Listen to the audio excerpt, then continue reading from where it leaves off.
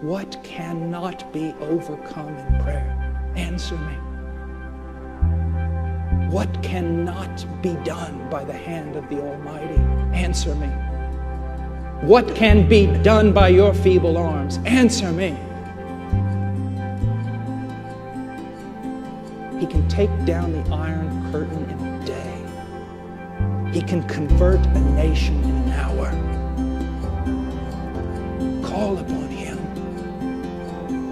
Believe Him.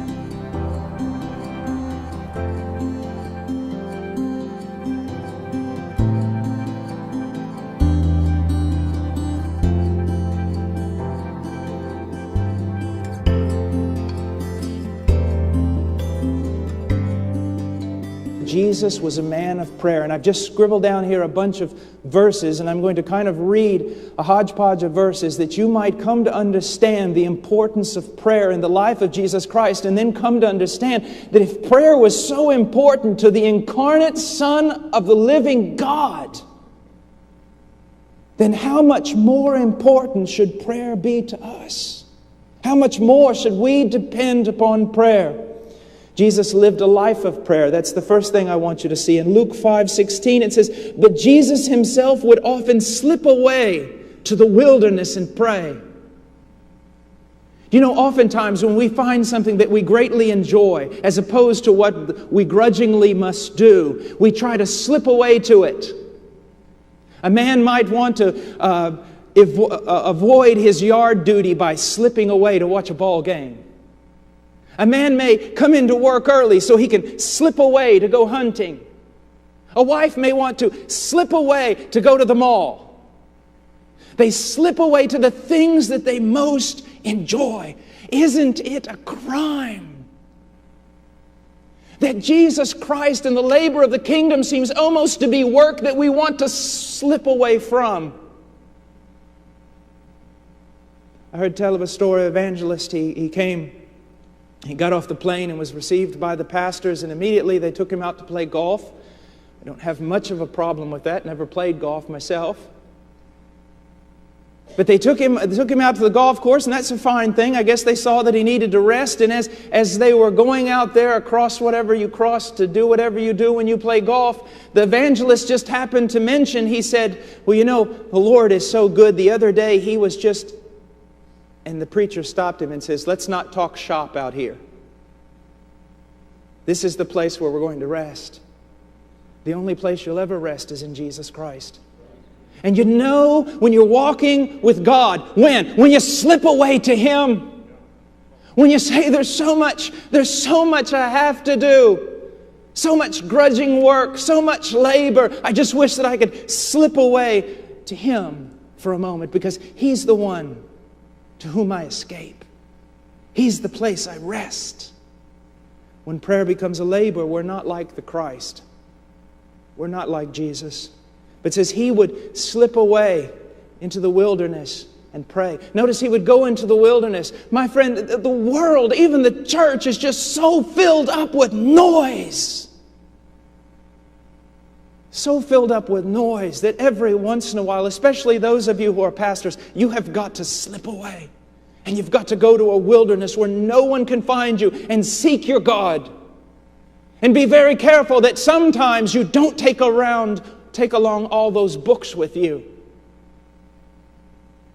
Because to many, Jesus Christ can just become proper exegesis, proper hermeneutic, a thing to be studied instead of a person to be loved.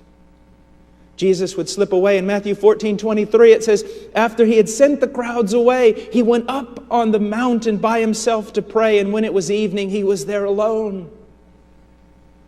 Someone said, why did Jesus need to pray so much? He was the incarnate Son of God. We're going to talk about that. But let me show you just the foolishness of that question. Could it just be possible that He always wanted to slip away and be alone with God simply because He loved Him? Because He loved Him. It says in Luke 6:12-13, It was at this time that he went off to a mountain to pray, and he spent the whole night in prayer to God. And when day came, he called his disciples to him and chose 12 of them, whom he also named apostles. Let me ask you a question. Have you ever had to make a really tough decision? Did you ever pass the entire night in prayer to do so? If you say no, I say to you, behold, we found a man stronger than Jesus. Isn't it amazing that the Christ would slip away and spend the entire night in prayer to discern the Father's voice, to pick the men that had to be picked? But we've got the upper hand on that. That's not so much needed anymore. He goes on. Matthew 26:36. Then Jesus came with them to a place called Gethsemane and said to his disciples, sit here while I go over there and pray. Sit here while I go over there and pray. Who could forget Gethsemane? Who could forget the war that was fought in that place? My friend, when he got up off his knees, the battle was over. The war was fought there. How many things do we have to fight with? How many Philistines do we have to put up with that stay in the land and they're like thorns to us? Why? Because we do not take the matter by the horns. We do not go to the Lord and wrestle until the victory is won. Jesus Christ overcame in that garden, and He overcame by struggling through it in prayer and gaining the victory. That passage, this kind, only comes out through prayer and fasting. That just doesn't have to do with demons, my dear friend. There are so many mountains in your life, so many obstacles in your life, so many things in your life that seek to derail you, to stop you. And they're going to stay there because some of those things just don't go away by counseling. They go away by falling on your face before God until He delivers you. Jesus was a man of prayer. He showed it in every aspect of His life. Verse 1, he says, now He was telling them a parable to show that at all times they ought to pray and not lose heart. That's the teaching of Jesus Christ. Right there. If you want to sum up everything He taught about prayer, we ought to pray at all times. Now, for you young men here, let me just teach you something that'll help you. I hear so many young men today saying, well, I don't have really a specific time in which I pray. I'm more, throughout my day, I just kind of practice the presence of God. But I don't really have that secret place I go to. Let me tell you something, young man. There is no way you can learn to practice the presence of God if you do not spend much time in secret prayer. The power to practice the presence of God, the power to live a life of prayer, to always be speaking with the Father, that is born out of secret time with the Lord, segments of time with the Lord in prayer. And he said we ought to be praying always and not to lose heart. The initiating of prayer is never a problem. Do you realize that? You have initiated so many petitions before the throne. The question is, have you wrestled them through? Have you pressed on in to lay hold? Have you kept going? Are there petitions in your heart, in your mind, down on pieces of paper that possibly have been there for 15 years?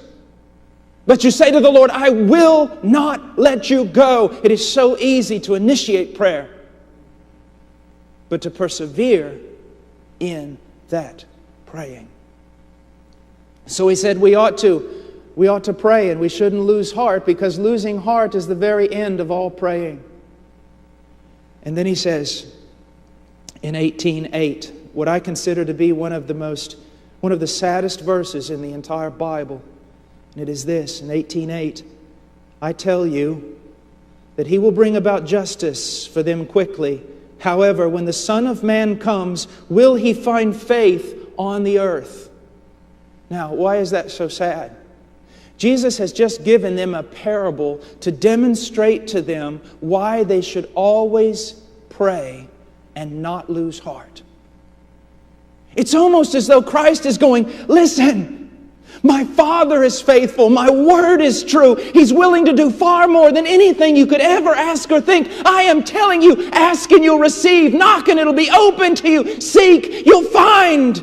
And then the Lord stops and goes, but then again, when I return, will I find anybody believing this?